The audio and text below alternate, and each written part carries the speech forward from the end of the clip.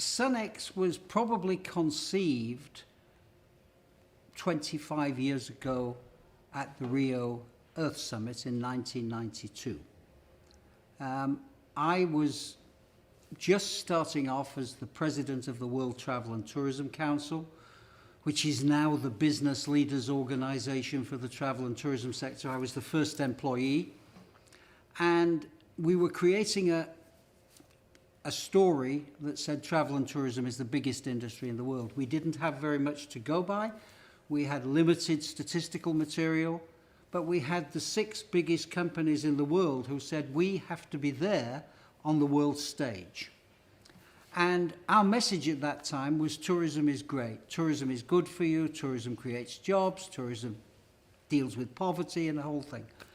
And I had begun to see that there are some downsides as well. And that like any economic activity, there are limitations to how good growth is. So I went to the Rio Earth Summit. I had that capacity. I met the chairman of the Secretary General of the summit, Maurice Strong. Maurice Strong had been the father of sustainable development, and he had been involved for 40 years in building up this from the Club of Rome, right through the Brundtland Commission, to the creation of the United Nations Environment Programme, to this big summit, with the biggest summit that had ever been held, to ask the question, what are we doing about the planet? And I was fortunate. Maurice Strong and I hit it off. It was a 25-year friendship and mentorship. I learned from him. I think I was one of his closest confidants at the end. And SUNx is a legacy to Maurice Strong. It's the Strong Universal Network. And we added the X at a certain stage because climate change is existential. And amidst all of these 17 Sustainable Development Goals, 2030, 2050 agenda, there's just one existential issue. If we don't fix climate change, your kids, my kids, our grandchildren, they're not going to be here. Or they're going to be here in very trying circumstances. And if you want an example of this, you only have to look at what's happened the last month in the Caribbean, which scientists are telling us is pretty much a result of the warming of the oceans and the volatility that's been introduced into our weather. And in 1 month, whole countries can be wiped out. That's what existential means. So SUNx is a system where over the next 10, 15 years, we want to set up a movement amongst young people. We want to set up monitoring stations in every country. We want to join them on the cloud. And we want to pull from this massive information that everybody is looking at on sustainable development, which are the really important ones that popular movements will say, enough is enough, you can't keep doing business in this same fashion, you have to change.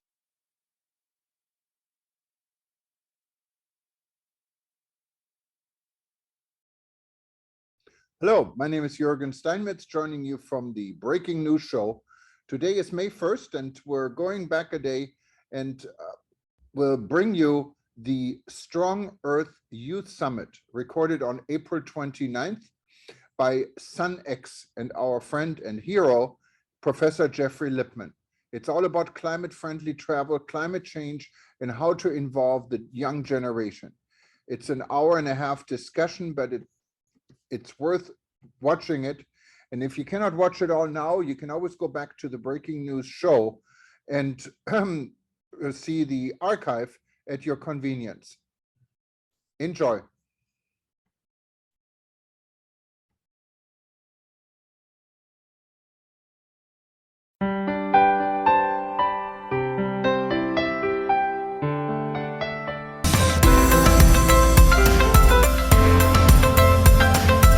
I'm Geoff Lipman.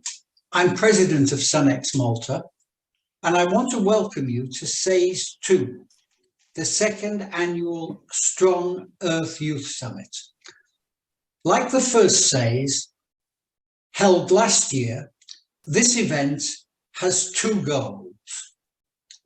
The first is to engage young people in the world of climate-friendly travel. linking the Sustainable Development Goals, the SDGs, and Paris 1.5. And that's because you are the hope for a better, more planetary caring future.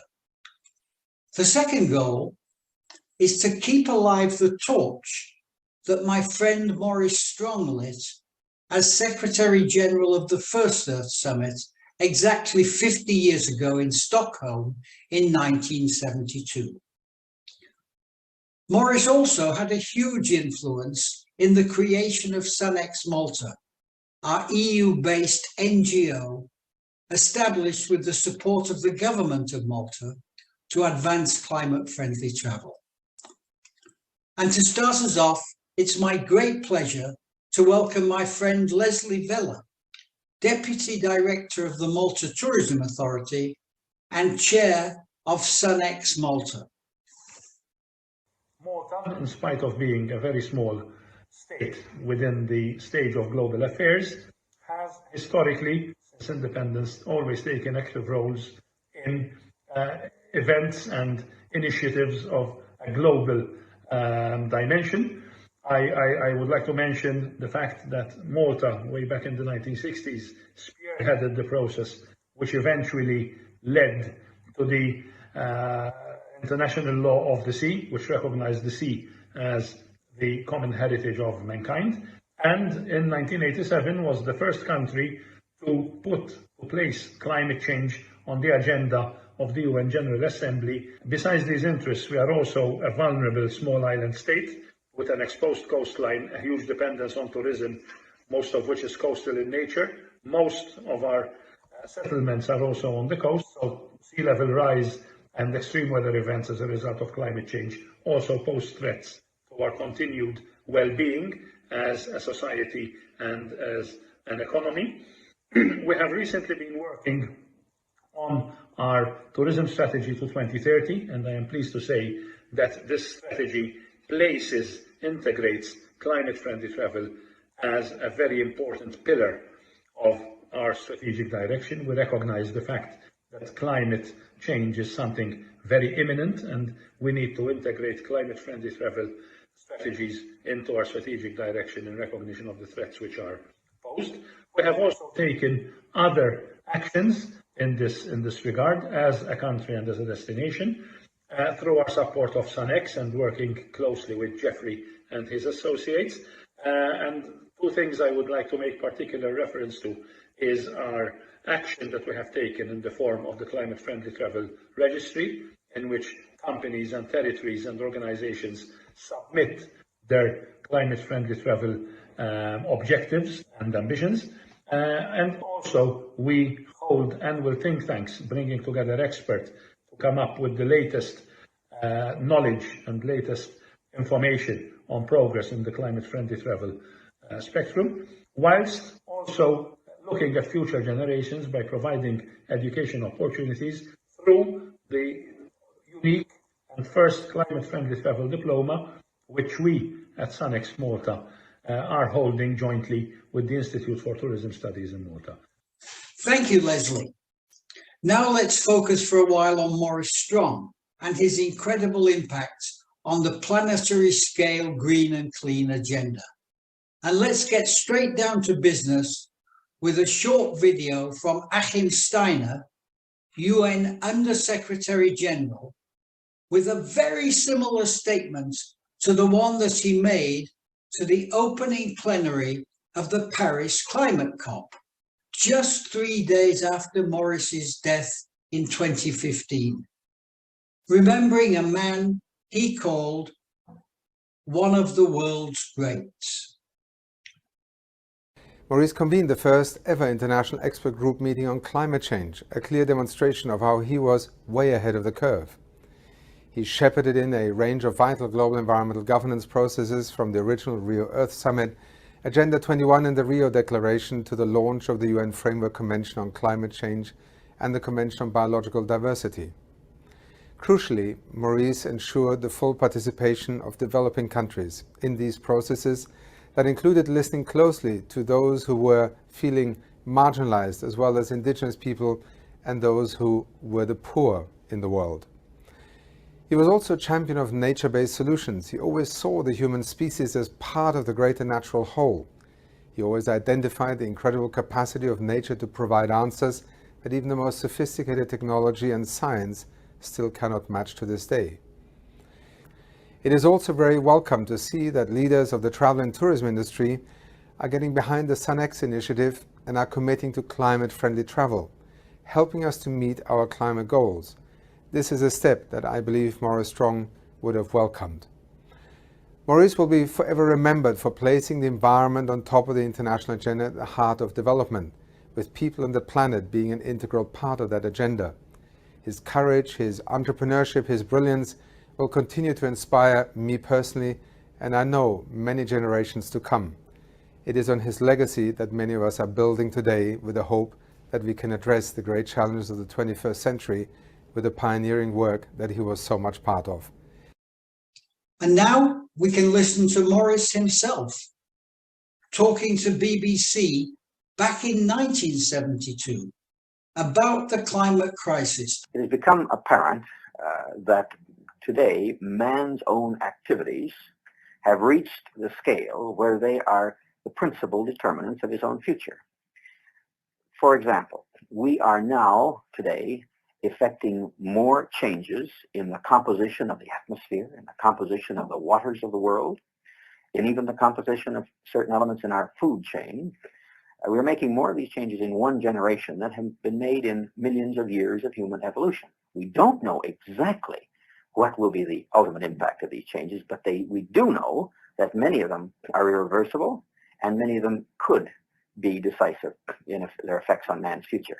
This question is not a matter of one man or one group of people's predictions. It's a matter of the fact that an increasing number of very serious-minded scientists have produced evidence from a whole series of events, many of them the well-known pollution or environmental problems that have come to our attention, that the natural world in which man lives and on which he depends is indeed deteriorating, is being destroyed in many instances at a rate that is accelerating, and that can only continue to accelerate unless we begin to control the activities that are having this destructive impact.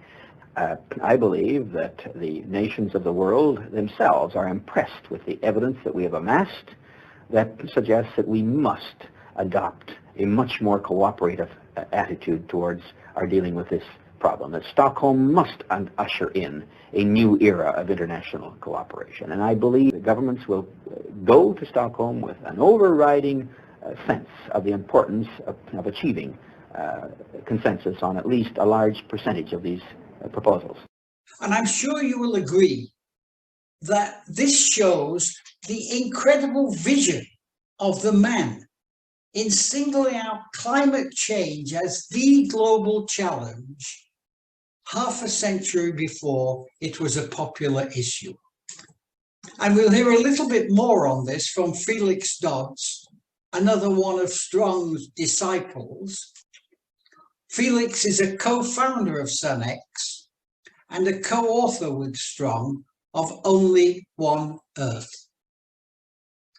I always thought that Maurice was a unique individual, someone who cared deeply about the people, and particularly those who were more vulnerable than others. But in his life, he gained such a unique perspective. He had worked as an oil and businessman in Canada, the United States, and Kenya.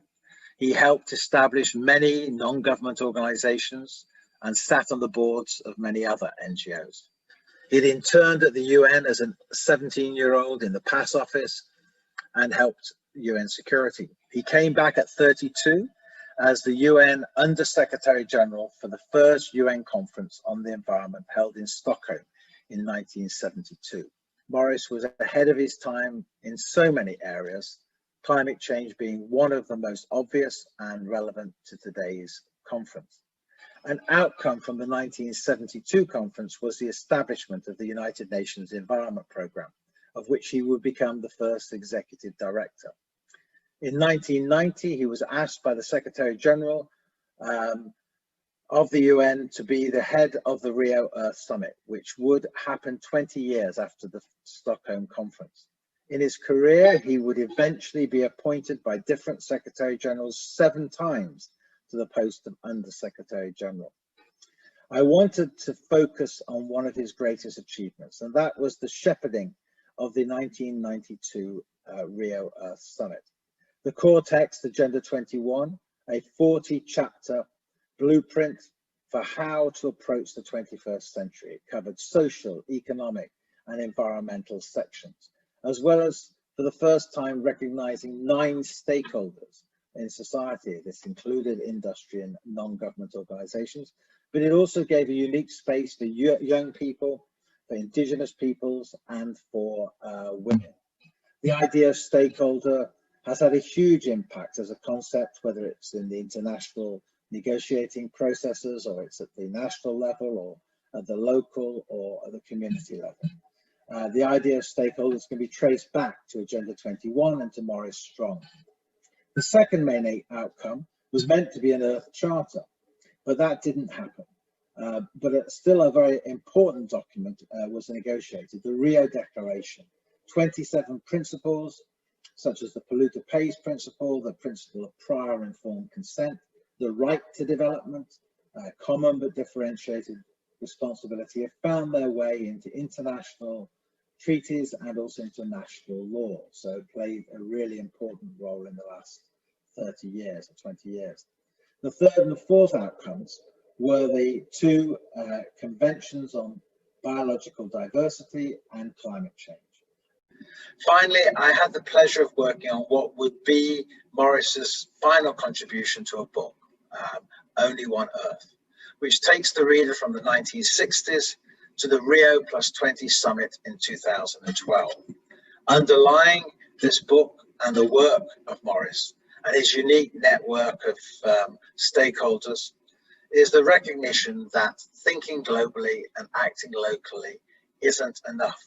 We need to think and act at all levels and in all aspects of our lives if we are going to live sustainably on this only one earth. Thank you very much. Thank you, Felix. And now we're going to hear from Jingfeng Zhu, the Secretary General of CBC GDF in Beijing. CBC GDF is the China Biodiversity, Conservation and Green Development Foundation, and it's one of the most active and significant organizations of its kind in China. China is a place where Maurice Strong spent much of the latter years of his life, and he firmly believed that China would be a key to dealing with the climate crisis and to taking a global leadership role in this respect. Jinfeng. This April 29th is the 93rd anniversary of Mr. Maurice Frederick Strong's birthday. We are here to celebrate, to remember, to learn, to continue our journey started by Maurice Strong and for a better world, for a sustainable future. In 19th of last century, Maurice came to me firstly for Global Compact. He is promoting Global Compact to China. And at that time, some Chinese thought Global Compact is rich countries' club. But Maurice told me Global Compact is all countries' club. All enterprises must follow certain new regulations, new guidance to do their business. That is for the sustainable world. We must do that way. Starting that time, we work very closely, and I learn a lot. We learn a lot from him. Not only Stockholm, Rio Earth Summit.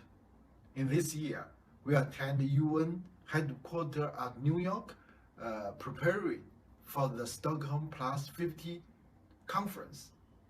We are not here for the conference. We're not here to remember him. We must continue his journey. And you know, the UNEP was started by Maurice Strong 50 years ago.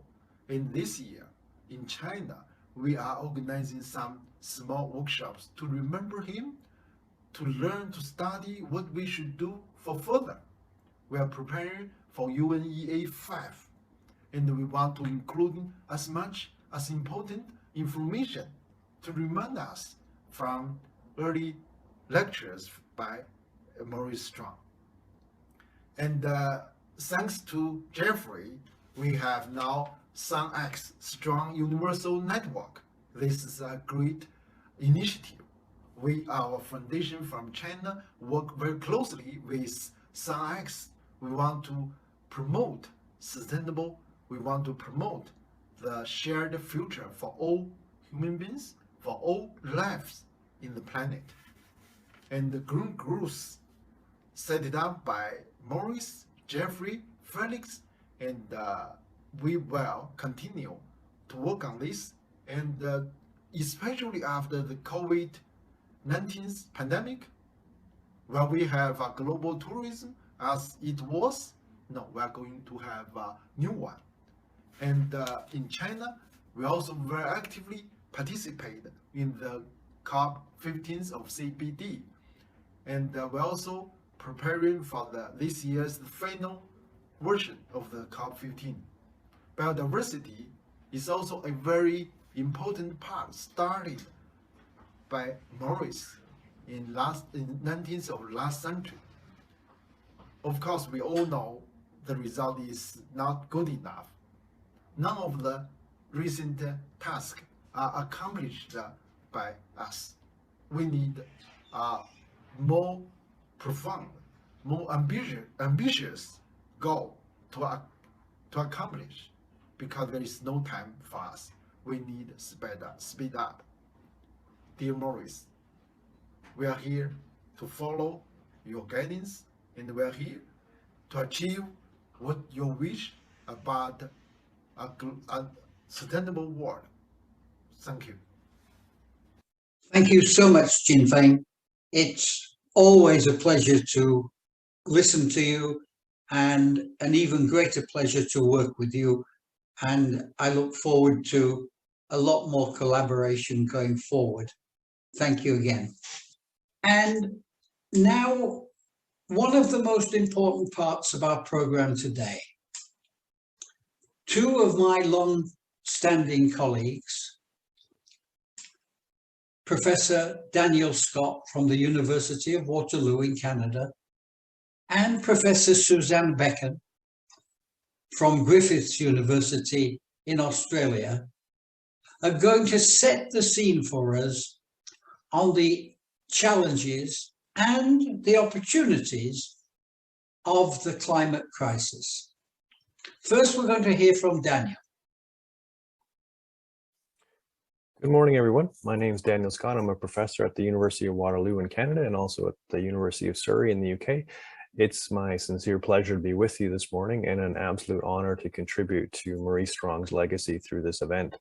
Geoffrey's asked me to get us started with a little bit of a discussion on how the climate crisis is going to reshape tourism over the next 30 years or so. And in true Geoffrey style, he's given me about 7 minutes to do that.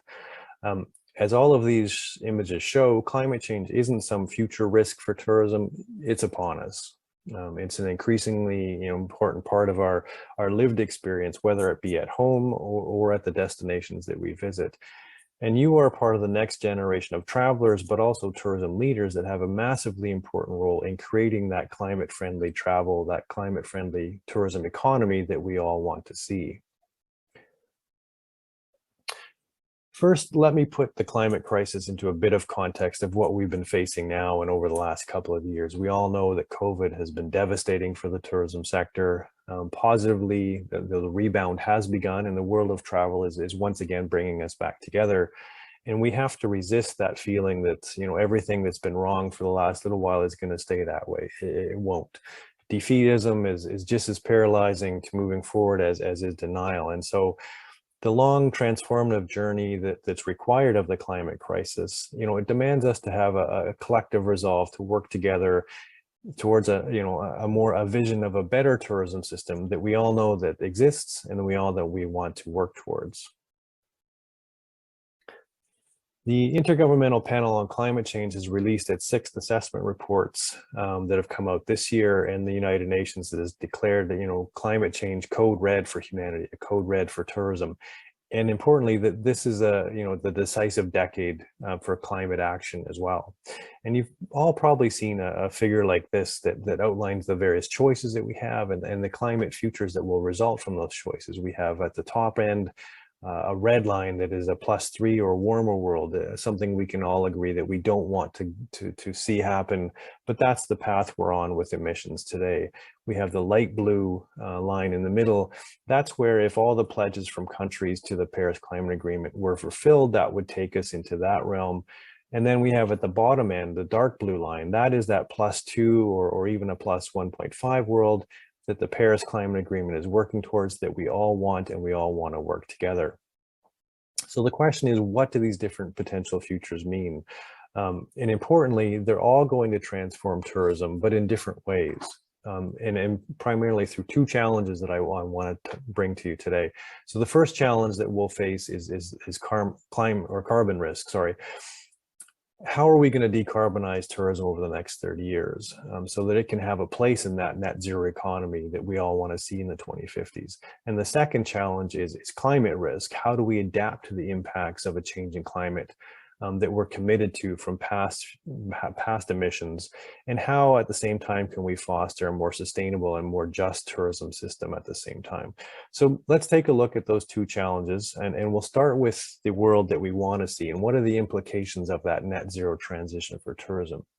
And what this figure shows is, first of all, tourism's carbon emissions today, which are roughly 5–8% of the global total. It also shows you the trajectory of where our emissions, where we estimate they will be, and how those compare to that net zero pledge that was made by the tourism sector through the Glasgow Declaration. So we have this major gap that we have to address over the next 30 years. And so our question is, how and what are the best ways that we're going to do that?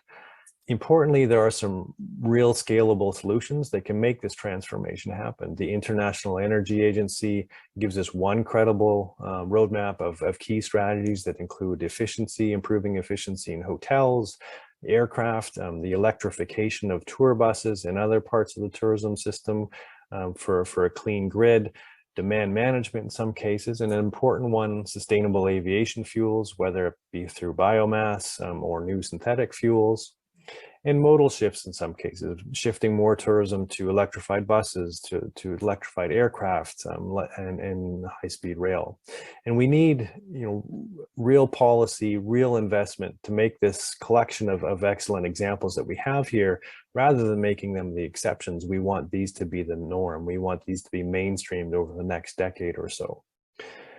And we have to do this, not just to decarbonize our operations, but to demonstrate that world leaders, the policymakers on the climate file, that tourism can be part of that net zero economy by mid-century. It won't be easy, it won't be cheap, but we have to look at this as an investment in our social license to be part of that future economy, a carbon-constrained economy, and not just, from a cost perspective.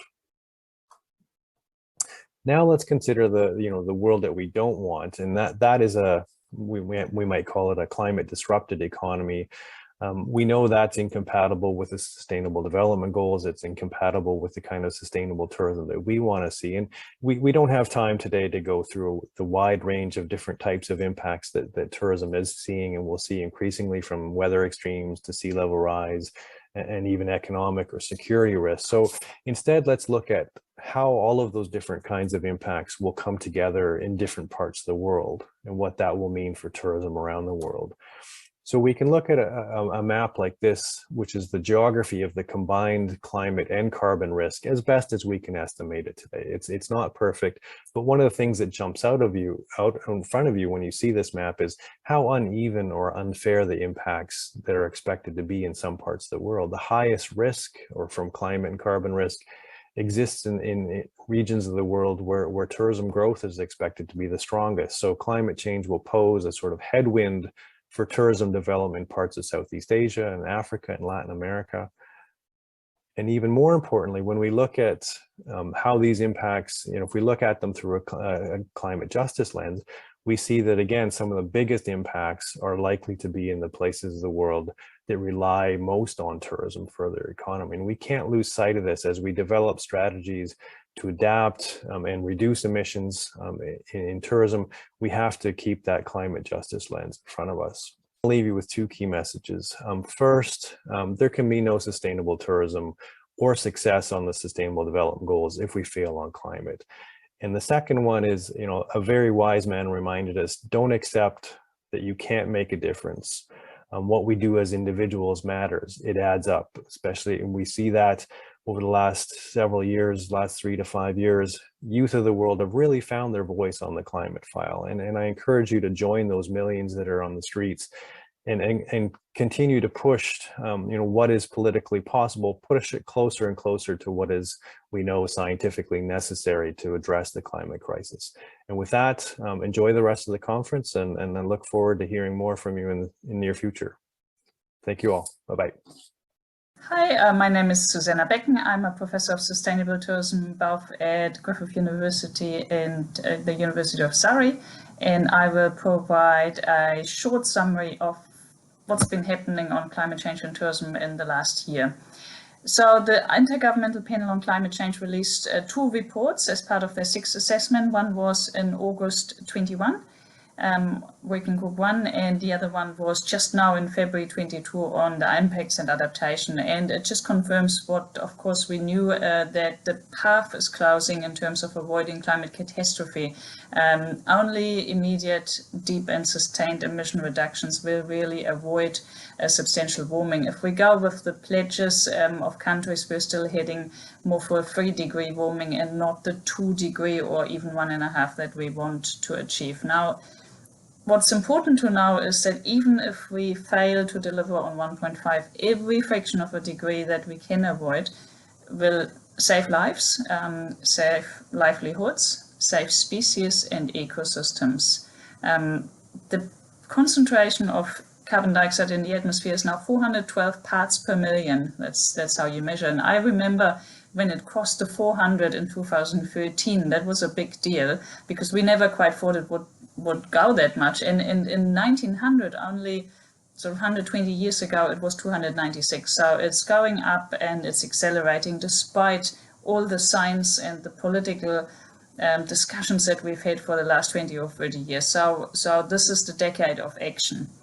In tourism, there's also been a bit of progress. So at the last climate summit in Glasgow, the Glasgow Declaration was launched. It has 400 signatories by now, and basically organizations that subscribe to the pledge commit to deliver reduction plans for carbon and in the order of reducing emissions by half in the next decade and reaching net zero by 2050.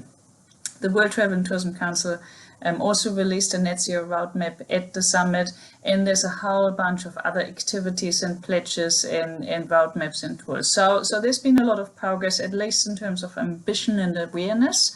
But what matters now is what comes next. And so I will summarize the key issues that I see have emerged in the last 12 months. One is pressure on actual measurement and monitoring of emissions and reductions. So pledges are nice, intentions are good, but we need to reduce absolute reductions, ideally around the science-based targets. Carbon offsetting has lost quite a bit of credibility and currency. It's maybe still nice in terms of a donation to promote basically decarbonization projects, but what really counts is real reductions in their own organization. The second thing that really stands out is aviation. So the last 12 months have seen significant activity by many players in the airline industry, sustainable aviation fuels, hydrogen, electric planes, and investments are starting to be made. Qantas announced a $50 million investment into sustainable aviation fuel. And so there's lots of pilots, lots of small scale stuff, still insufficient to make immediate big gains, but at least the ball has started rolling more so than ever. The third thing I would say is the role of government and the public sector and policy making really enabling change. For example, in aviation, in those countries where the industry and government actually work together, like for example, Norway and the Netherlands, that's where the biggest progress is happening. Of course, the COVID-19 pandemic has brought the public sector more to the center again for stimulation packages, bailouts, support policy. And this is where the whole notion of building back better has gained traction. Unfortunately, at this point, only 21% of government bailout or support measures are classed as green by the OECD, so in some ways a missed opportunity of the other 79%. The fourth point that's really important is regenerative tourism, regeneration of ecosystems, nature-based tourism, and really reinvesting in natural capital. And that has also been identified by the IPCC in the most recent report as one of the most important adaptation measures to climate change, is restore the health of the ecosystems. And tourism can play a major role in that. And that leads almost to the final point is around community empowerment, place-based tourism, working with the local stakeholders on sustainable destination management plans that also address issues of social license over tourism, and maybe slower localized tourism that really reduces carbon from supply chains, from improving the circularity of the local economy and so on. So I want to conclude by saying, what can young leaders do? What can you contribute? And I think there's a lot of opportunity. One is young people have new ideas, be creative and innovative, so come up with new business ideas that are really built around this whole transition, social enterprises, innovative solutions, either through technology or for particular people-to-people experience economy opportunities. So there's space to upskill. We all need to build carbon literacy and really deep sustainability understanding, and we need to encourage others and bring others along. Really important is critical thinking. Don't believe everything. Take biofuels as an example. There's a lot of challenges. There's no easy solutions. Sometimes we think we've got a silver bullet, but there's unintended consequences. So we need to be very careful and question everything so we don't dig the hole deeper. Next one is encourage government, go out there or protest or become politically engaged, support the politicians to make the decisions that they need to make. They're very risk adverse. And finally, as for all of us, start with our own behavior, be the change you want to see. We all can make a difference. The more people make a difference, the more it becomes a norm, and it has a domino effect to really achieve what we need to do. So with that, I thank you for having me, and good luck with the rest of the summit. And I really want to thank Daniel and Susan for not only their very clear presentations, but their capacity to pack so much into a very, very brief and hopefully informative, interesting discourse today on the key issues which we are all facing and which tourism is also facing as well. And next, a word from 3 colleagues whose organizations are providing mementos of this event for the 2nd year in a row, and we're very grateful to them. First, Professor Arthur Dahl, on behalf of ECPD, the European Centre for Peace and Development, who are giving a copy of their legacy book, Remembering Maurice F. Strong, electronically to all of you. Then Miriam Villela, Executive Director of the Earth Charter Institute in Costa Rica, established by Maurice Strong, who will provide an electronic copy of the Earth Charter to attendees. And I would urge you to really carefully study the Earth Charter. It contains so much which is relevant to today's world. And finally, in this segment, Jocelyn Favre-Boula from our partner Les Roches Hospitality College in Switzerland, talking about the Strong Earth Awards we are giving together to those students who write an essay on the relevance of the Earth Charter in today's world. I first saw Maurice Strong in action at the United Nations Conference on the Human Environment in Stockholm, Sweden, in 1972, which Maurice organized and was its Secretary General. It launched the international environment movement. Later, when I was Deputy Director of Oceans and Coastal Areas at UNEP, Maurice asked for my secondment to his Secretariat for the 1992 United Nations Conference on Environment and Development to help draft Agenda 21, the action plan from the Rio Earth Summit, and in particular its chapter on oceans, coasts, and small islands. I last saw Maurice at the Rio +20 conference in 2012. ECPD has published a wonderful book, Remembering Maurice Strong, full of recollections from many of those who worked with him. And we are providing all of you with electronic copies so that you too can be inspired by Maurice's example and perhaps follow in his footsteps to make the world a more just and sustainable place for everyone. Warm greetings from the Earth Charter International Secretariat and our Education Center that is located here on the campus of the University for Peace in Costa Rica.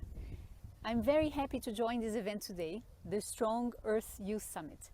I trust the Strong Earth Charter Awards will spark imagination and creativity of many, as well as significant future collaboration. Mr. Strong was someone who really understood the importance to work collaboratively across generations, across cultures and areas of knowledge, and who clearly visualized that collaboration requires the capacity to respect and care for others, and also the ability to communicate well. He had that kind of exceptional leadership that was able to engage people from around the world to join efforts and collaborate for a global social betterment. He had the art of articulating shared vision and global collaboration. I would say a real model of a 21st century leader.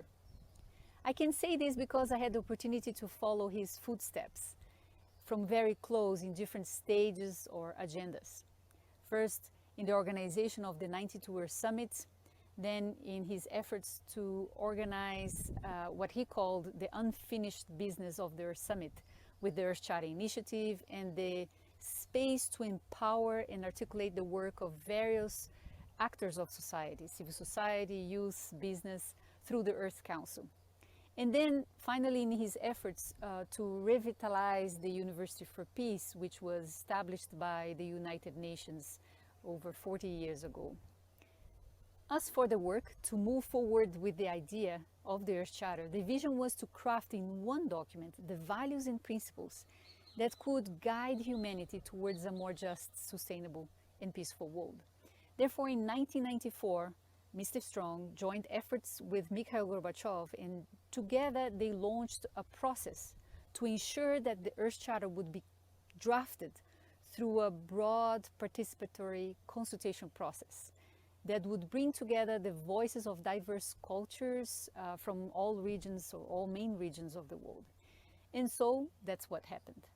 The Earth Charter was then launched in the year 2000, is actually the result of a worldwide multicultural, multisectoral dialogue and consultation process to identify common shared values that could guide humanity towards a more just, sustainable and peaceful world. However, he and many others involved in this did not want that process to stop there, just as a document, but they envisioned the Earth Charter being used as an ethical reference, for decision making, being used as an ethical compass, and above all, as an educational instrument. Therefore, for the past 20 years, we have been working to implement that vision, especially in engaging, empowering, and educating young people from all around the world to be ethical leaders, committed to sustainability and committed to making this world a better place. Through our education center, the Earth Charter Center for Education for Sustainable Development, and our UNESCO chair that we coordinate here, we implement a Young Leaders program through a 10-week leadership, sustainability and ethics course that is engaging young people that are between 18 and 30 years old from around the world. And with this effort, we seek to expand young people's vision and consciousness regarding our interconnectedness and our interdependence with the large living world, our interdependence with the community of life, and also regarding how we ought to relate to one another in the large living world. I trust this effort of launching the Strong Earth Charter Award. It will spark, hopefully, the imagination and interest of many to use the Earth Charter in many different ways and to work together in this effort of turning our conscience on the fact that we are one Earth community with one common destiny into action. Thank you very much. Hello everybody and welcome to Les Roches in Crans-Montana, Switzerland. Over the last couple of years, we've worked closely with SUN X Malta on different projects, including our environmental festival, Shifting. And we are delighted to extend our collaboration by supporting the Strong Earth Youth Summit. At Les Roches, our mission is to nurture future leaders who will disrupt tomorrow's hospitality industry through innovation and sustainable solutions. We encourage not only our students, but our entire community to think outside the box and to be fearless when it comes to making change for good. Shifting is a festival for all ages, where sustainability meets innovation, where brainstorming and conversations spark the imagination, and where the experts tell it how it is. It is my pleasure to announce that together with SUNx, Les Roches will be sponsoring 10 awards, and that Professor Geoffrey Lipman and myself will be announcing these winners during the festival later this year. So that's it for the first half of our program. We're now taking a 15-minute break before we get to the fun stuff with our students and some lecturers from the climate-friendly travel course that we are doing with the Institute of Tourism Studies in Malta. During the break, we have some climate videos from award-winning artist Leona Boyd and Alston Kosh, as well as one of our 65 Dodo videos that we're promoting to schools, hotels and restaurants to keep the youngest family members both entertained and informed about the broader climate and sustainability challenges that we're facing. Thank you very much.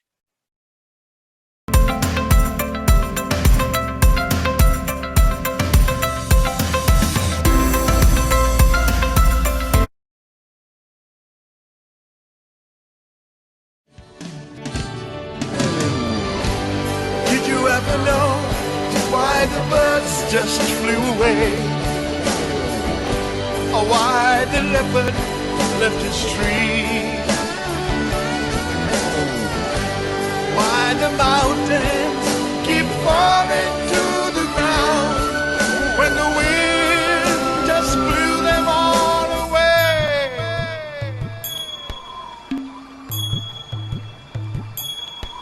If the world with all its wonders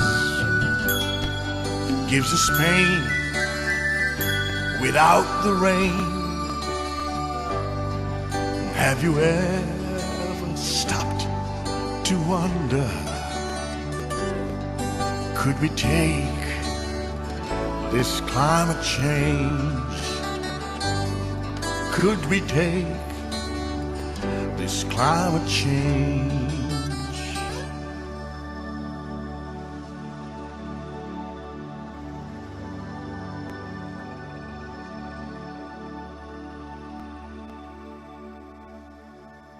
Dodo, come back. I can do this. Dodo, come back. I can do that. Dodo, come back. But I wanna see what you can do.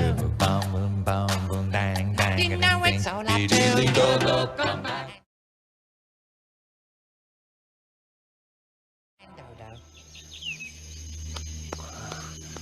Oh, at last, the airport. Oh, took a bit of finding. Anybody there? What time's the next plane to Mauritius? A big chicken! I'm out of here! I'm out of here! Oh no! Up to. Let's go, you guys. T-minus 30, crew to embarkation.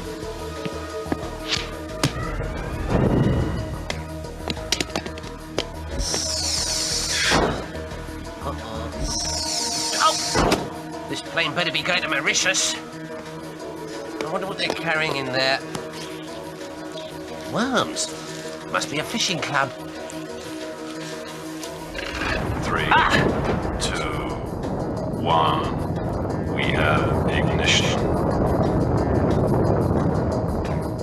Oh, what's going on? Roger, Houston, we copy. Nick, Dick, bring me the greenhouse effect instruments.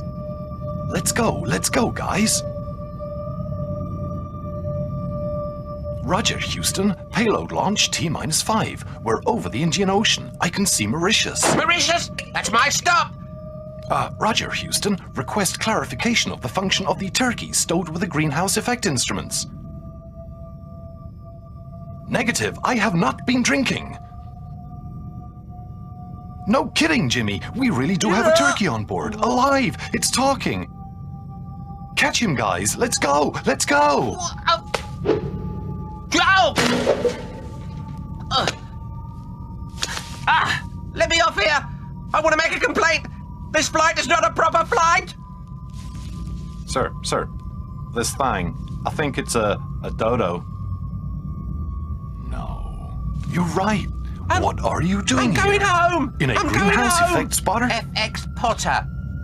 Oh, that's your name then, is it, eh? No, it's a side effect of pollution. Pollution? I'm interested in You're that. one weird bird.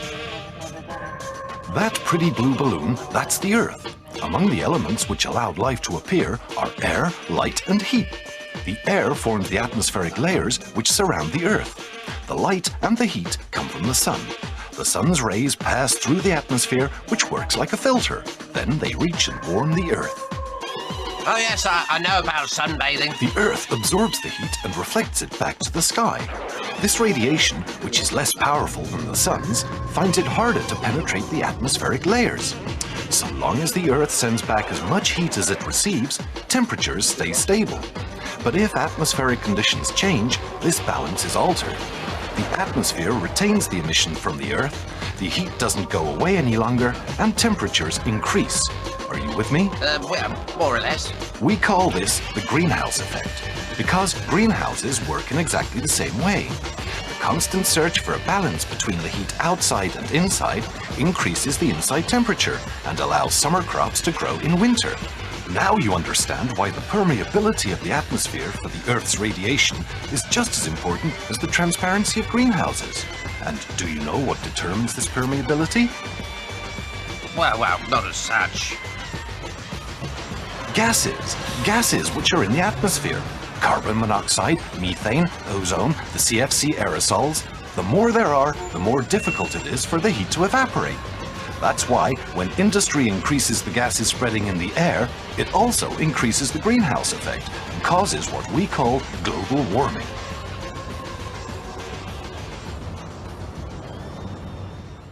It's still beautiful, the Earth, from here. She'll be ashamed to destroy it.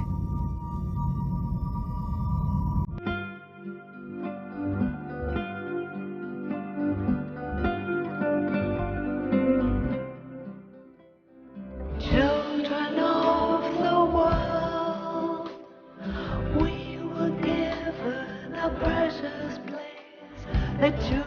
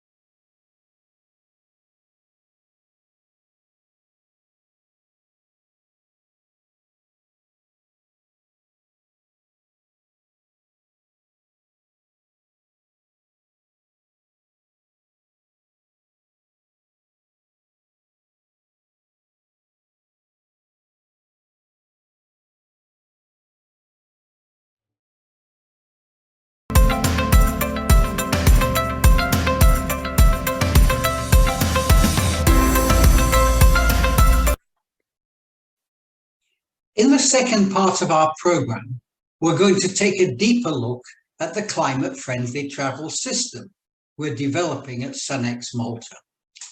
And this slide shows it in a simplified form. Number one, it starts with a community. It can be a country, a city, a rural village. It can be developed or it can be developing. We seek to engage all stakeholders with tourism companies as the focal point. Number two, it has an ambitions registry to transparently align with the SDGs and Paris 1.5, linking declarations with action and integrated into the UN climate portal. Number three, it is driven by young, trained, strong climate champions. This is the heart of our ecosystem and its global potential. And we are working with the Institute of Tourism Studies in Malta and have created a diploma in climate-friendly travel and short, intensive online courses. We're building visionary SDG 17 partnerships for support and a curated good practice data portal. And number 4, we have a climate-friendly travel eco badge for consumer recognition. Now, let's unpack this a little bit. Hi, my name is Ollie Wheatcroft. I'm the Programme Manager at SUN X Malta, and I'm going to be talking today about climate-friendly travel.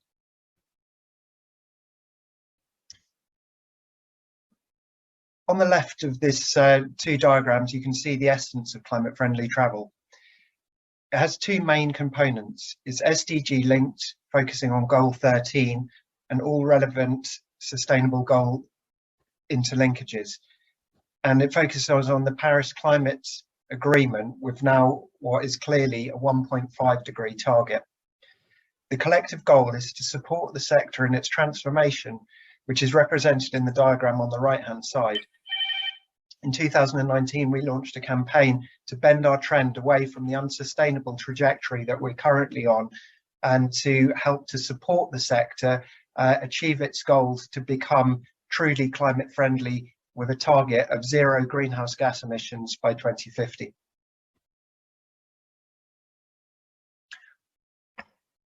Our climate friendly travel framework has 2 main components: action and education.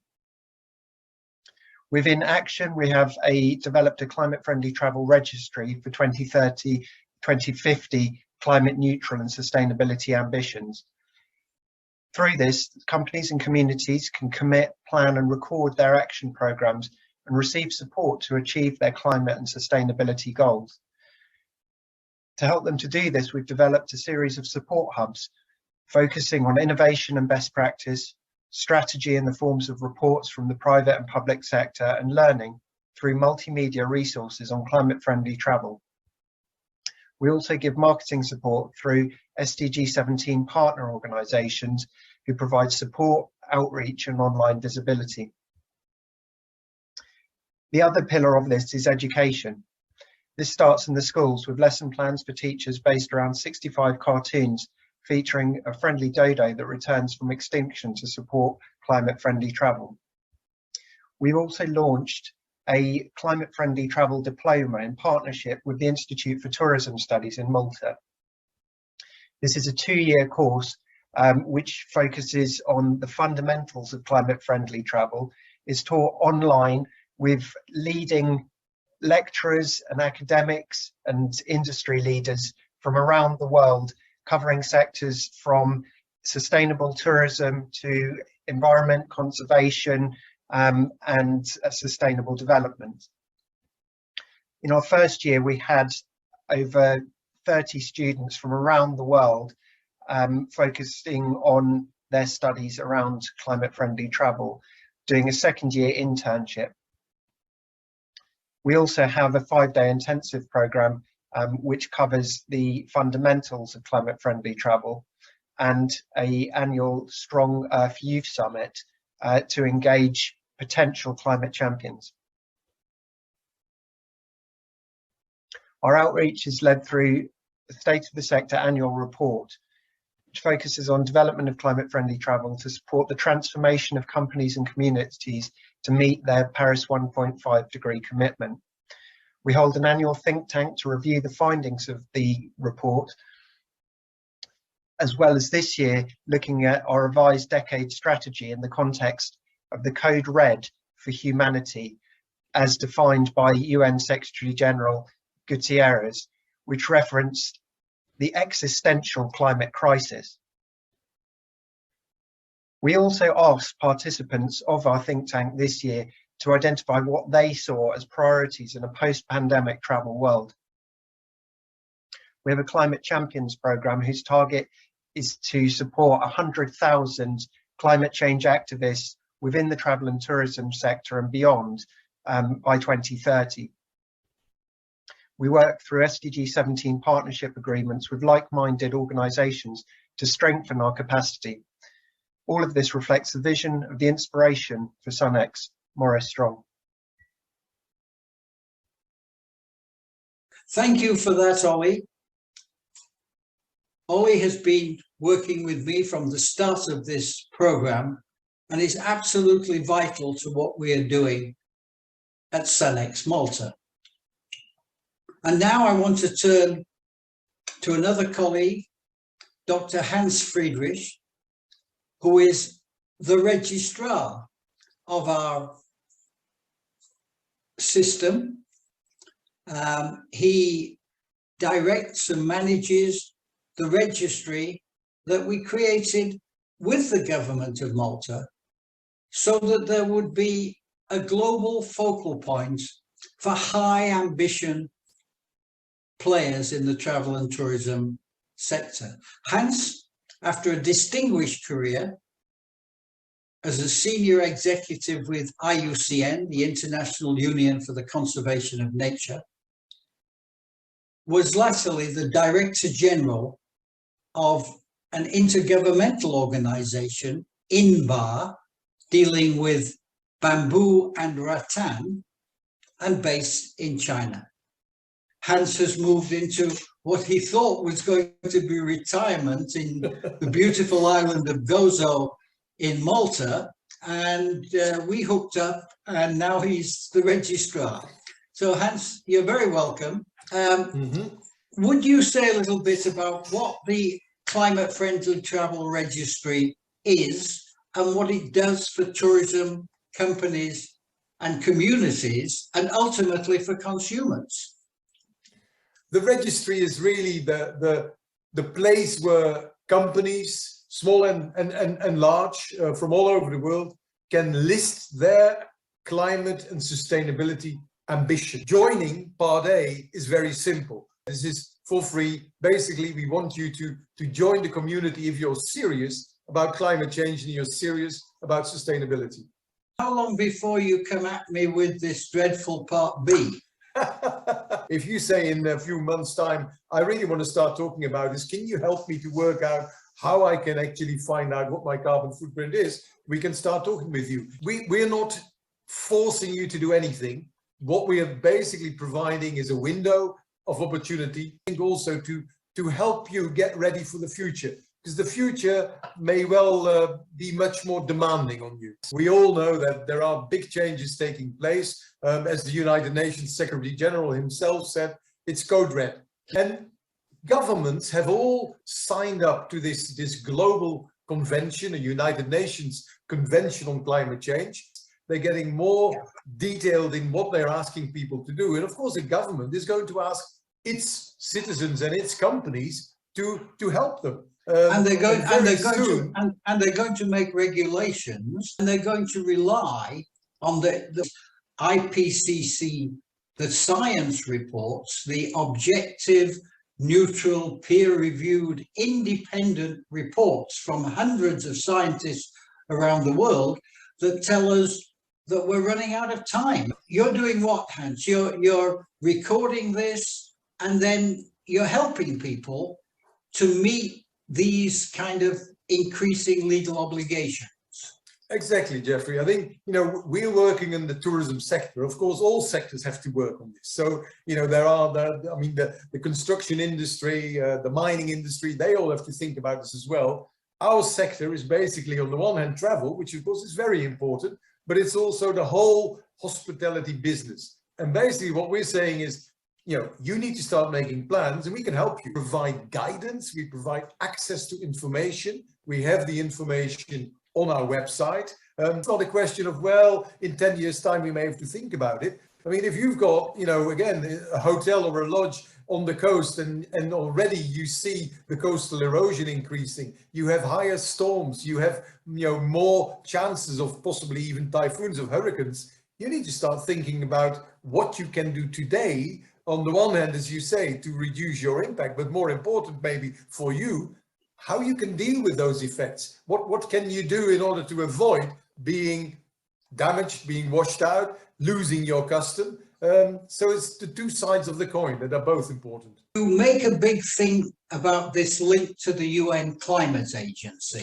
All governments have signed up to that UN convention. Now, the interesting thing is that they list all their information on their registry of that United Nations Convention. And our registry is linked to that UN registry. So in a way, if a small hotel registers and lists its ambitions on the CFD registry, then indirectly or even directly, it is connected to the global United Nations mechanism, as it were. And that really is at the moment the only way that a small hotel, a medium-sized enterprise, can really be linked to the global initiative that all governments have signed up to. Thank you very much, Hans. And now I want to turn to one of our SDG 17 partners, Bijan Kaze, the founder of the Risk Layer Hotel Resilience Platform. Hi, Bijan, it's good to see you as always. Good to be with you, Geoffrey. So I see climate resilience as the ability to anticipate, prepare for, and respond to hazardous events, disturbances, trends in climate change. This notion of acquiring new capabilities, transforming in the face of a very changing, very dynamic conditions is key. You can explain a little bit how the platform works. So our vision in that sense is to transform how tourism businesses build climate resiliency by firstly providing them with software supported property level assessments of their risk, and not just risk, also their resilience and preparedness levels. And in this way, really, we want to make that information available to as large a market as possible of independent hotels who don't have corporate headquarters behind them, and other types of tourism businesses, even as we move beyond hotels. So what kind of risks are you talking about, Bijan? Heat waves, heavy downpours, hurricanes, wildfires, that become more and more frequent and intense as climate changes. And building hazard models, you look at all sorts of different input that would come from NOAA. Lots of this data is open. We essentially use open models. We add to it our own vulnerability models, and we have software then to create models of risk at very high resolution. You have kindly agreed that you will be producing for all the people who register their ambitions free first go analysis of where people stand. Would you just like to, in closing, talk a little bit about how you see that evolving? I feel tourism businesses are being requested increasingly to disclose their climate risks by investors and insurers. So there's already market forces behind this, which are only getting stronger with time. And especially those needing to reschedule debt repayment plans as the consequences of COVID, investors are looking for transparent disclosure of climate risks. The other big reason I feel companies are interested in these solutions are that without risks, you don't know where to start and where to prioritize various climate mitigation adaptation strategies without understanding and knowing your risks. So we're providing tourism businesses with an assessment, a free assessment of their baseline risk, as well as a go-to library of risk-based solutions, such as how to create a climate resilience plan, investment strategies that look at costs and benefits of different climate resiliency strategies, and so forth.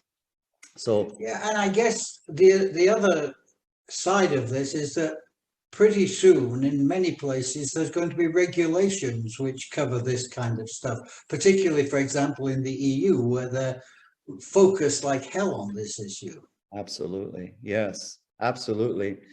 Yeah, and we're very happy to be involved in our SDG 17 partnership with SUNx, because you're looking at climate-friendly travel, and I feel we're very much aligned in the same vision. I see it as two sides of the coin. What is your impact on the climate? What's the climate's impact on you? Yeah. And through our baseline assessments that we agreed that we'd provide for free, would essentially be baseline audits that look at anything that, from site conditions to the accommodations building vulnerability, and checks against all the systems and management protocols in place or not in place, and sees how resilient that property is.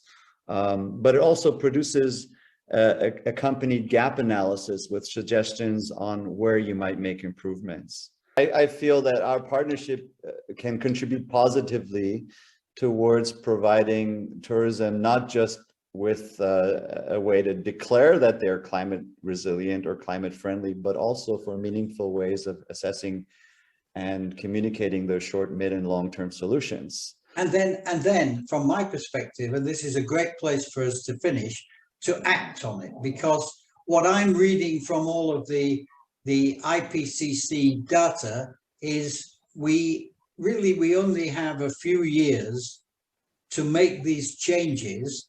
Otherwise, the extreme weather is going to just intensify.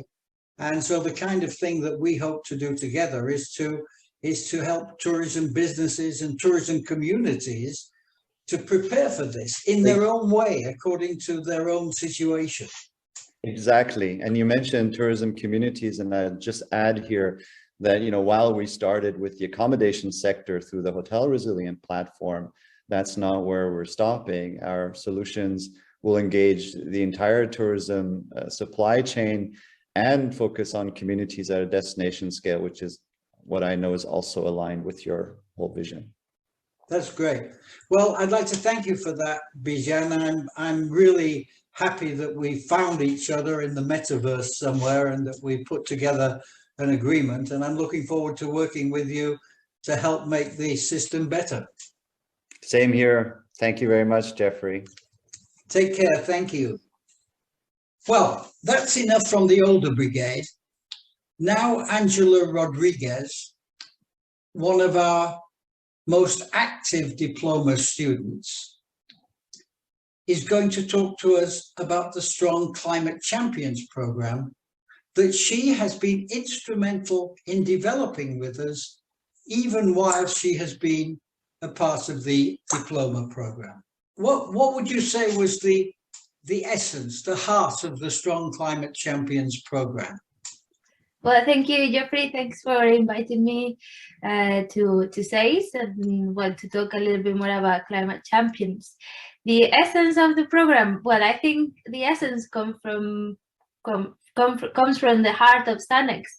I think like everything we do, it has so much to do with the Maurice Strong vision and how he foreseen that the youth are the agents of change of tomorrow. So I think that we took that as our heart as well for the Strong Climate Champions, and that is basically what we've been trying to following his steps, follow his vision, and just adapting it to these times, right? To the times of digitalization, to the times of like when the climate crisis is actually even stronger, to the times of Maurice Strong, and just to actually bring together the youth to collectively do something about the climate emergency and how it interrelates with the tourism sector. Yeah, and the youth to me don't seem to be so tied up with doing everything politically nicely. I think, there's a recognition that we have a real crisis, and if we don't act, it's going to get terrible for everybody. Yeah, well, I think we also a bit set up, like we have so many promises from governments and promises from pacts and declarations and events, summits around the world that things were going to change, and we still see that actually is not the case. Things are not changing, and if they are, they're not changing at the pace we want them to. So I mean, yeah, we need to try every method that we possibly see to actually just initiate the transition to a low carbon economy where tourism plays a key role, and where we see that in many communities around the world, tourism is actually a source for millions of livelihoods. And if we can do this in a climate friendly way, I think we can actually do tourism for the future in a sense. Yeah, and I think the people who are listening to this can see how passionate you are about it. Why is that? What makes you so committed to this program? Well, I think it all comes down to like my purpose to study sustainable tourism, which was when I was living in the French Alps, and I was seeing how for like 5 years the snow cover was really declining, and the impacts of that had in not just like the ski industry sector, but also in like the environment, and like you could see how the glaciers were receding, you could see how the snow patterns were changing. And I think that's mainly climate change. That's the effects of what we actually, all the CO2 and all the greenhouse gases that we're putting in the atmosphere. And yeah, just finding a way to actually do something, you know, to make myself feel useful in a way that I'm passionate about. And just finding, I mean, the Strong Climate Champions was in an essence how I found SUNx and how I found your work and Ollie's work to actually bring the youth together to be agents of change in our sector. We see that before we used to have white Christmas, and not just in the snow mountains, but also in many other regions in Europe and the world. Like where I'm from in Madrid, I live 50 kilometers away from the city, like near the mountains. And we used to, like when I was younger, we had white Christmas. You know, it was actually snowing at Christmas time, and now there's no, it's not happening. It's literally not happening. You probably have like a really, really sunny day in Christmas instead of. What kind of a person would you say you're looking for in the program that you're putting together?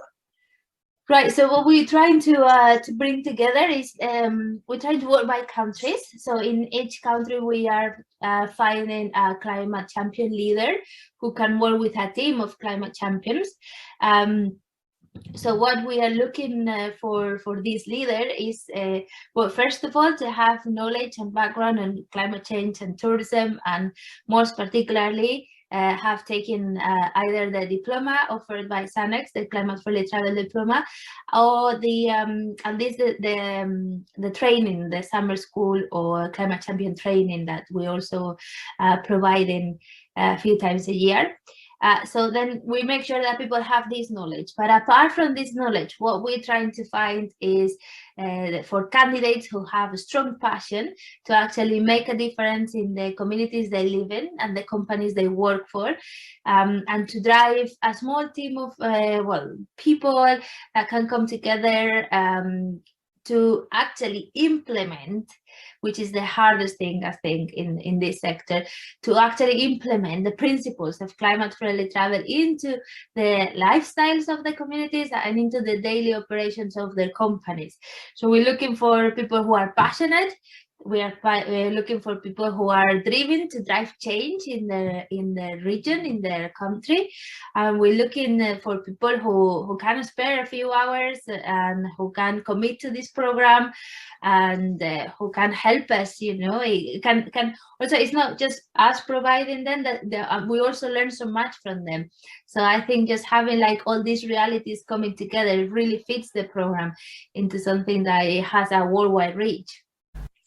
We're going to close today's summit by talking to some of our students from the SUN X Malta ITS Diploma, who are going to reflect on their experiences from the course. To introduce that session, the CEO of our partner, ITS, the Institute of Tourism Studies in Malta, Pierre Fennick. Dear colleagues and friends, welcome on behalf of the Institute of Tourism Studies and our lovely Maltese Islands.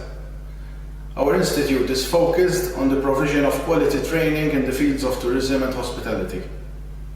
It has been founded way back in the 80s to help raise the quality standards in this beloved industry of ours. Since then, the institute evolved in what it is today, an international institute offering courses from basic to master's level on a multitude of fields. In 2018, we were approached by SUN X Malta to collaborate on the development of the Diploma in climate-friendly travel. We believe so much in the sustainable development of the tourism industry that we immediately realized the big potential that this might have on the evolution of the industry in the years to come. This road was not an easy one, but with the great determination of both sides, we managed to come with the quality Diploma in climate-friendly travel and launched it in 2020, with the first cohort starting in October. The feedback so far was excellent, both from the industry, who are looking at this important project, the lecturers, as well as from the students, who constantly share with us the satisfaction they are getting through this course. I am pleased to see so many of the students from this first cohort speaking in this summit. I really hope that the spirit will continue and they will be the drivers to change needed in order for all of us to reach our final objective, which is that of moving ever closer to a climate-friendly travel scenario.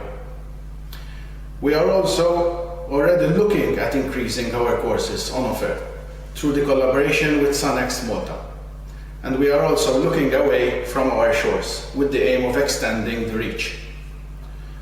We already have a wide range of students from different countries, and as soon we will be announcing plans to a breakthrough within China as early as this fall. More outreaches will be done in the months to come to further our offer on a geographical footprint. It is today's youth who will successfully lead us through the climate crisis in the decades ahead. Hence, we need to continue to invest in them by offering them quality training and tuition so that they will be tomorrow's champions. Thank you. Okay. So here we are again with another session. This one totally different. We've got a representative group of our diploma students, and they're all going to answer some questions that I put to them about their experience on the course and what they took away from it. So I want to introduce you to our 6 students. They'll tell you who they are. And I'm going to go first to Pratishta Parajuli. Pratishta, you get to be the guinea pig on this one. If you would like to tell us who you are and what you took from the course that you could find useful going forward in your career. Thanks for this, Geoffrey. I'm Pratishta. I'm a Nepali. I currently live in Canada. Through the course, I've actually started, planning, designing, organizing, and coordinating different events, and all related to bringing about climate-friendly travel awareness. And that includes like the first Strong Earth Youth Summit. We had over 600 participants from all over the world. I also was involved in a 5-day-long summer school, and we had over 400 participants. And recently, the SUN X Malta's Strong Climate, this think tank event, and we had industry professionals from there. So it has been a great experience for me personally. Thank you. Yeah, and let me just say, Pratishta, you have been incredible on this course in providing help to us to make those events go off successfully. So I'd like to publicly thank you for that now. My pleasure doing it. Thank you. And I want to now turn to Grace. Nice to see you, Grace. I know you have one of the best smiles on Zoom, so perhaps you can show us that smile and you can answer the same question. Who you are and what did you take away from the course that you can use going forward? Well, I'm Grace Nebabina from Cameroon, presently based in Portugal. It's really been a wonderful experience during this course, and during this course I get to learn more about climate awareness and the effects of climate change within the tourism industry. And so what I take forward is to raise awareness and educate more the people in my local communities about these consequences, and also educating them about the importance of preserving their culture, spirituality, cultural heritage, which can serve as a site for tourist attraction. Thank you. Thank you, Grace, and we hope to stay in touch with you even after the course is finished, so we can help you in that role you see for yourself. And now, Caroline Kimani, please. Thank you, Geoffrey. I am based in Nairobi, Kenya, born and raised in Kenya, and it was truly a privilege to be part of CFT 2020. And it really broadened my perspective on the role of climate, of emissions in the travel industry, as well as how the industry can mitigate these emissions. And since the diploma, I have been able to support in the training through the support hubs that SUNx offers to its climate registry members. And I'm also supporting our ministry here in Kenya, Ministry of Tourism, in also adapting some of these principles we learned from the diploma. Thank you. Yeah, Caroline, just to come back at you on that's a kind of something which emerged for all of us out of the blue, based on a contact that I had with the ministry and their interest in linking up with our students. And I know it's just started for you, but you're actually going into the ministry and working sort of part of their team, as I understand it. Yeah, sure. We are supporting the ministry in developing a strategy towards sustainable tourism, and we are glad to see the kind of shape it's taking, and we're really hopeful that it will steer our country to be a leader even in Africa in sustainable tourism. And there are three of you, we had 3 students from Kenya this year, and they're all working on this, which is wonderful. Angie, you have been our lifeline to social media, and it's been an absolute pleasure to have you on the course. I've learned a lot from your knowledge and skills of social media, which just reflects the age difference between me and the people in the class. Hi, Talk to us, Geoffrey. Angie. Hi. Yeah, thanks for having me here. My name is Angela Rodriguez. I come from Spain. I live in Madrid, and yeah, I learned a lot of this course. It was great to be part of this group. Specifically, I am a consultant for sustainable tourism. So last year we were already developing sustainability plans for destinations focused on decarbonization, which was a lot of what we actually learned throughout the course. And we continue to do so through the consultancy firm that we have collectively. And yeah, we're just helping the public and private sector to actually implement and design and implement the strategies to decarbonize the tourism supply chain. And this course gave me the kickstart to actually doing this. So I'm very, very grateful for it. Well, it's been a joy to have you on the course. Thank you very much for being with us. And now for something completely different. A more mature student, might I call you that, Mark? Yeah, you can call me whatever you want to, Geoffrey. I think you have done during the course already.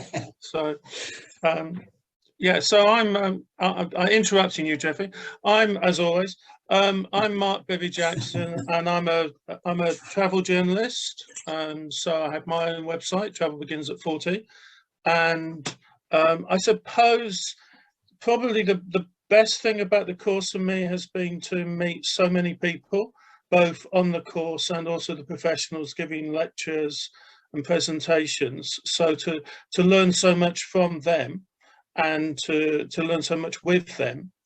And Geoffrey is very kind, as you know, has allowed me to write for Exist, which is the newsletter which we produce every month. So it's the climate friendly travel newsletter, and I write articles for that every month, and it's been great to actually get into to get deeper into people and to find out what they are actually doing to combat climate change and tourism, because there's a lot of talk, as we know on this course, and there's a lot less doing. out there. And so it's been great to write about people actually doing things to mitigate climate change in tourism. And you are a great writer. We really found a sort of a nugget when we asked you if you would write a couple of articles. I think you've probably written 15 or 20 now, and they're all really interesting. It's made our monthly bulletin exist so much more relevant to the real world, so much less academic. So, you know, again, thank you for your engagement and your continuing engagement with us. Thank you, Jeff. And last but not least, a recent postgraduate master's student, I think. Erica, talk to us.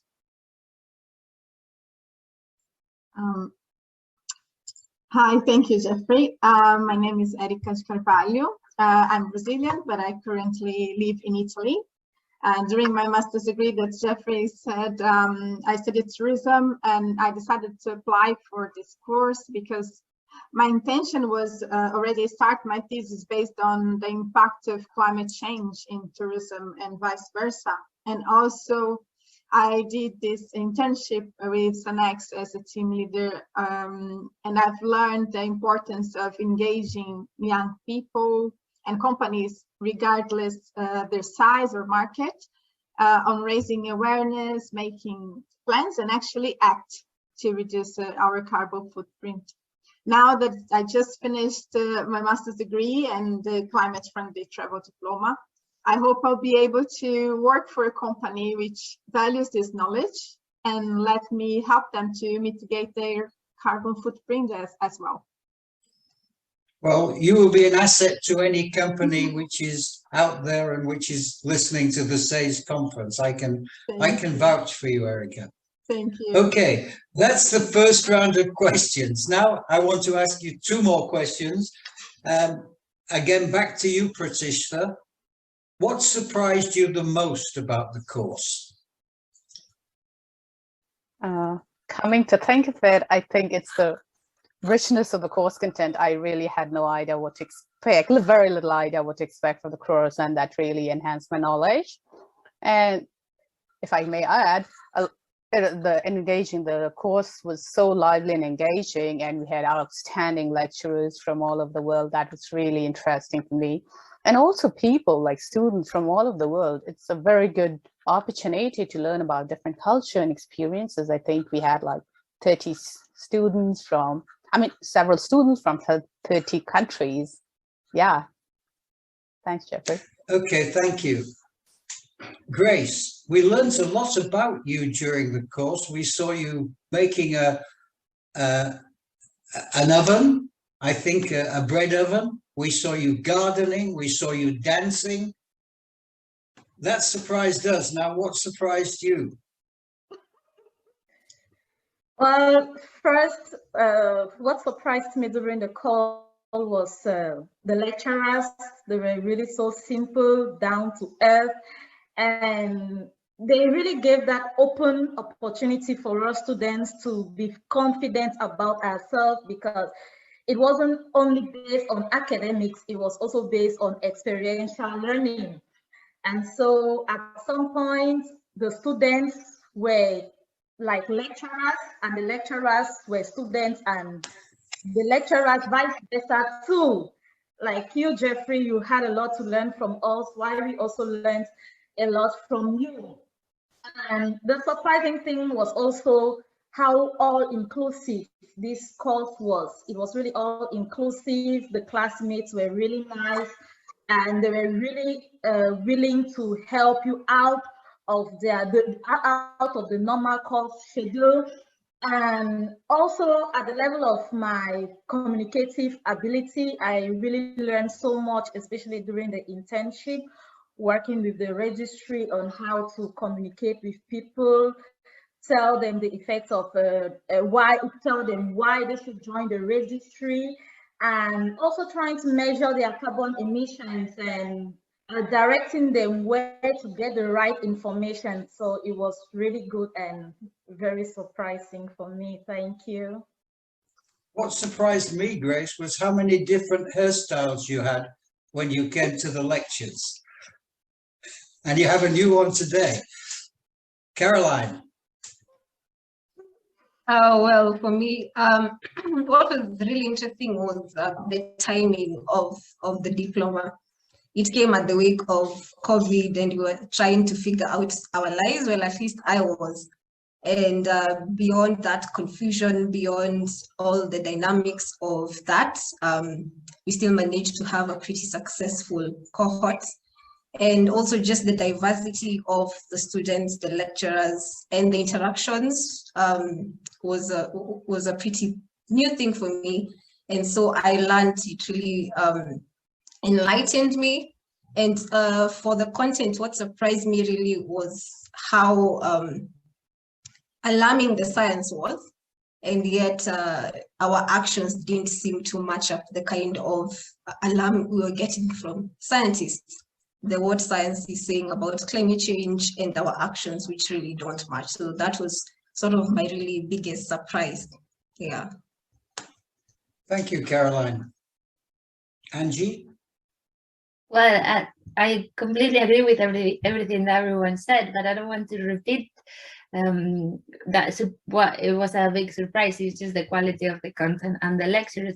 But also what really surprised me is that there were people from all over the world waking up at crazy hours in the night to actually join this course, you know, and I think that added so much diversity and yeah, it was great to connect with so many people at just one a certain time, with so many people from all over the world.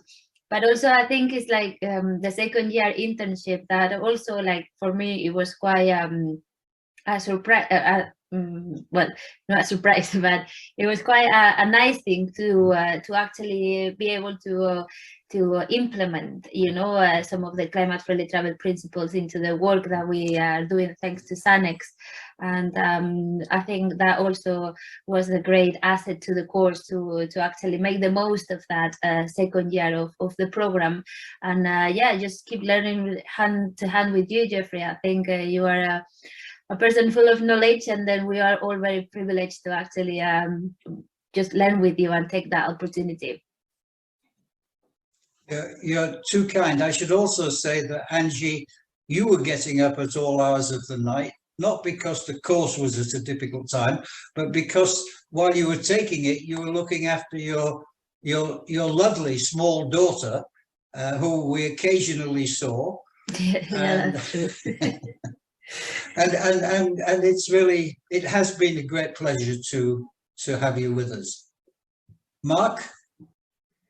Yeah, Geoffrey, I really just, I like Angie, I don't really want to repeat what everybody else has said, but I endorse what everyone said. I think probably the biggest surprise for me was to find out at my age I could become an intern. I think that was probably the biggest shock in the whole course. There's a movie about this, you know. There's a movie called The Intern with a guy who's more my age who becomes an. Have you seen it? It's a Netflix. It's really good. Yeah, I think I seem to recall it, but I can't really quite remember. He's a little more disciplined than you, if I may say so. Well, that doesn't take a lot, that's for sure. But I think probably the most surprising thing for me was how, you know, so much is down to aviation, and the fact, you know, roughly 50% of all the industries, you know, emissions are down to aviation, and really how we should all work together in order to reduce this, and that's the big issue that has to be dealt with, you know. Yeah, I think they call it in the UNFCCC, they call them hard to abate sectors, and aviation is one of the difficult sectors. I'm actually becoming more encouraged by the fact that there's a huge burst of energy around sustainable aviation fuel. And I think if the industry is prepared to make the tough choices, we will end up having less pressure on people to reduce flying, and much more on green and clean propulsion for aircraft. I think this is coming faster than anybody anticipated half a dozen years ago. Yeah, I think. Sorry, finish, Mark. I was just going to say, yeah, I agree with you completely. I think the sustainable aviation fuels has to be the interim until you get to hydrogen. I think that's inevitable, and I think you're right. I think there's a lot of movement in the right direction that way. Yeah, and the fact that somebody like Airbus early on, 6 months ago, said that by 2035 it would have an operational hydrogen-driven aircraft. When somebody like that, a massive manufacturer with all of the challenges that are faced in changing traditional systems, comes out and makes a public announcement, that pulls everybody along with them and changes mindsets. Erica, I think Mark has finished now. Okay, what surprised me the most, and I told this to you and to all my friends like many times, I think, was the interaction with the professionals and researchers from different backgrounds and different parts of the world, and from the most important organizations related to tourism, which is very, very important and made us proud. And to understand better how they are leading so many important projects to make reality the idea of climate-friendly travel and net zero carbon in tourism, and also in other fields. I add also taking into consideration our perspective during the course. The course was very nice of all the lectures, and also the connection with my classmates coming from different parts of the world and with different realities. It's so inspiring having them as classmates, and every day telling their stories and how they are committed to make this happen. So yeah, it's still very inspiring to me. Oh, well, that's so nice. And I can say it was an experiment, because we had, I think, 15 to 20 lecturers from across the whole spectrum of travel and tourism and from all over the world. And we hadn't done it before. It was the first time I knew them all. They were all friends of mine in one way or another, but it's the first time we put them into this kind of an environment. And I was pleasantly surprised at just how much they interacted with the students and were willing to listen and to respond. I thought that made it, that helped Pratishtha get up at 2 in the morning to join the courses. So that's great. One last round of questions. And before giving you the question, the answer should not be me to this question, okay? And that is, what did you like the least about the course? So probably you expect me to go first. Well, yeah. You've already answered it, Geoffrey. Me? Just now, the lecture time, and even Angie pointed out, right? That was the least I would say if I really have to point it out. But because it was so lively, the course, and the lecture content was so rich, I kept on, and I managed to get up at 3 a.m. or even earlier for the entire year. Yeah, thank you for this lovely opportunity, Geoffrey. Well, you were amazing. You were amazing at you were probably as precise at being there on time as anybody, and it was very early in the morning. Grace, what did you like the least? Well, what I love the least in the course, it was mostly at the beginning. I didn't really enjoy the long history of the Glasgow Declaration and the Stockholm. It was too much history for me.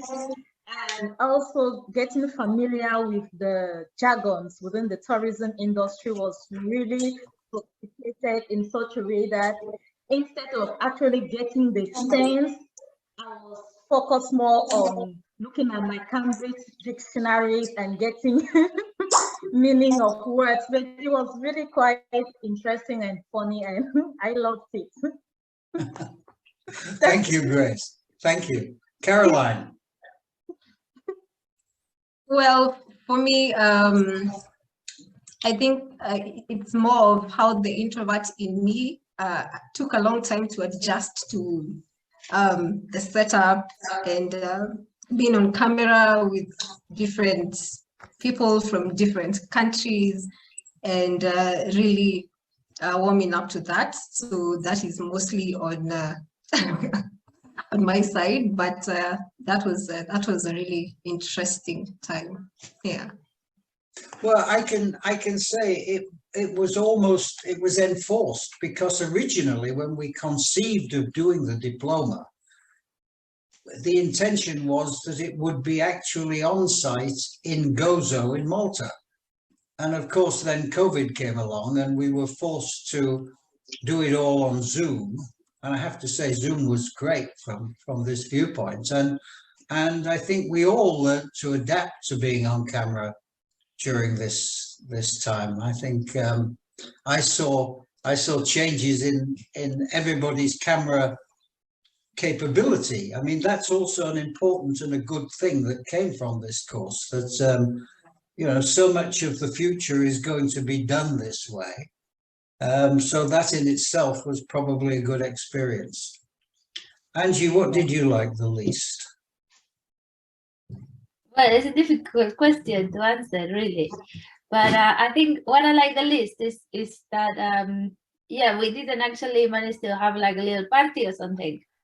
You know, and in the other, I was also lucky to do a master's in Leeds with people from many different parts of the world, and it was great that we got together and everyone cooked some little dishes from the country, and we all have different tastes of different gastronomy. So yeah, I think that's what I like the least, just to actually taste of the different countries and actually see people, you know, and be able to hug us or like just like that presence in person. Yeah, well, I'm sorry, I don't have the skills of Boris Johnson to create parties during COVID. I know. I mean, it was great because we managed to do like a really nice interactive course anyway, just on Zoom, and that also proves the capability of today's digital era and the possibilities that we can do. So. Yeah, absolutely. And I just on that point, I'm sure we're going to stay in touch and keep working on this issue. And I'm actively out there looking for funds so that we can take our graduates from the course and actually begin to employ them in their own countries as strong climate champions. And you've been working on helping us build that program, Angie. Yeah, no, and actually some people from the course, they already met in person. So I think that was just the beginning of good relationships that are to come. Absolutely. Mark? Yeah, I'm bracing for this, Mark. No, I'm not going to pick on any individual, Geoffrey.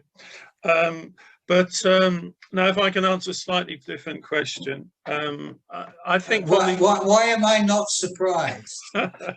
I think I prefer to answer what I found the most difficult, I think, probably, and the most challenging.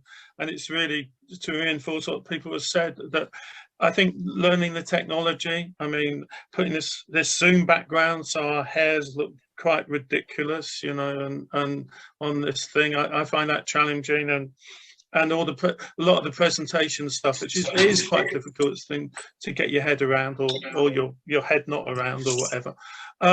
So that I found that very difficult, but I think it is actually a useful skill to pick up, and it just proves that you know, we're not too old to learn new tricks, are we, Geoffrey? So we can all learn something new regardless. Well, I can tell everybody who's listening to this that you and I had a conversation yesterday, and your hair is significantly different today than it was yesterday, and a lot more camera ready, if I may call it. Yeah, it's called a comb, Geoffrey. I think you probably used to use one a while back, but it's, well, yeah, I used to be able to keep your hair in place. But yeah. Now I have to polish mine, I'm afraid.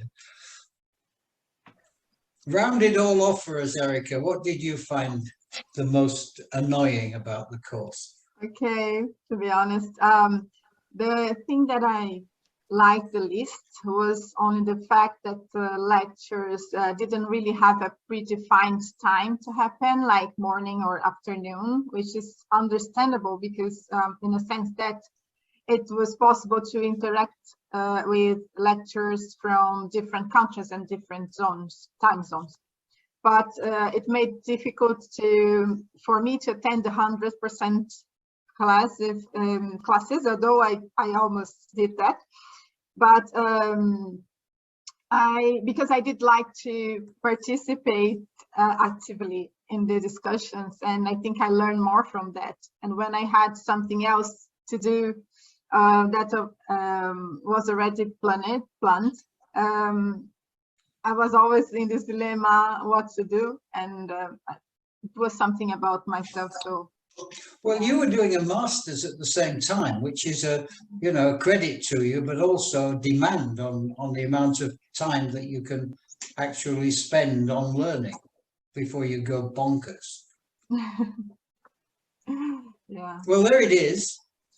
We wanted to give you this kind of roundup from a cross section of the students. I'd like to thank all of you for being here, and I'm sure we still have a couple of things left to do on the course. We've got your final projects and presentations in early June, and I'm really looking forward to that. So thank you very much for being with us, and see you soon.